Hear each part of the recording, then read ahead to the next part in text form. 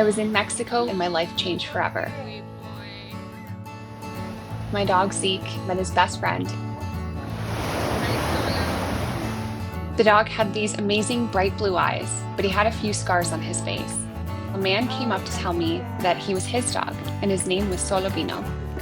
Zeke and I were staying in Mexico for a month, so from that day on, Juan Carlos and I met up every single morning by the beach so that our dogs could play.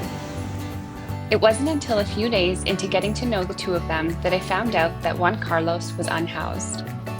He and Solovino were living under the pier by the beach. He loves you so much. He does. Yeah. As soon as I found out, I made it my mission to help them. I started to take Solo on walks with Zeke so that Juan Carlos could have some more freedom to do odd jobs. At first, Solo was afraid of the ocean and the waves. Good boy, Solo. So I would take them to a small river nearby, Zeke, you want to teach Solo how to swim? where Zeke showed Solo how to feel safe by the water and showed him how to have fun. Good boy! Good boy! Unfortunately, I could see as time was going by that Solo was being neglected. Juan Carlos did what he could to take care of Solo, but there was addiction involved. I offered to take Solo to the vet, and Juan Carlos agreed. I got Solo cleaned up and vaccinated and was able to get him a health certificate. And when I went back to Juan Carlos, he made a comment that now that I had the paperwork, I could take him to Canada and I could give him a better life. At that moment, I had outright refused. Solo was all that he had, and I couldn't separate them. But as time passed, Juan Carlos kept on insisting, and I kept saying no, until eventually I said, if that's what you really want me to do, then I can do that for you. And through tears together, we both agreed that it was best for Solo for me to take him to Canada and give him a better life. The hardest part of it all was seeing Juan Carlos say goodbye to Solo.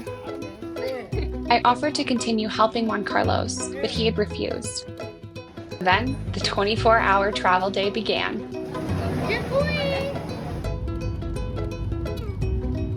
Never seen grass like this.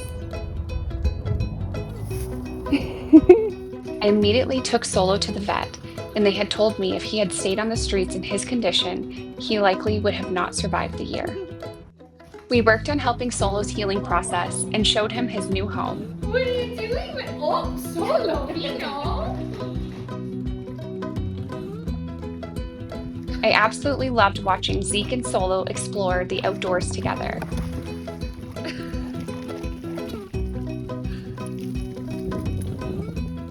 It was like Zeke realized that Solo would be his best friend forever. For the first few weeks, I had kept in touch with Juan Carlos. We had video calls so that he could say hi to Solo and see him thriving. It was incredible to see him smile, to look at Solo with his new bed and his new toys. But after a couple of weeks, I was unable to reach him. After reaching out to everyone that I could, I was met with the devastating news that Juan Carlos had succumbed to his addiction and he had passed away. I was heartbroken. After I spent time grieving, I knew that I had to do everything to keep his legacy alive through Solo, the dog that Juan Carlos had selflessly parted with because he knew it was the best thing for him.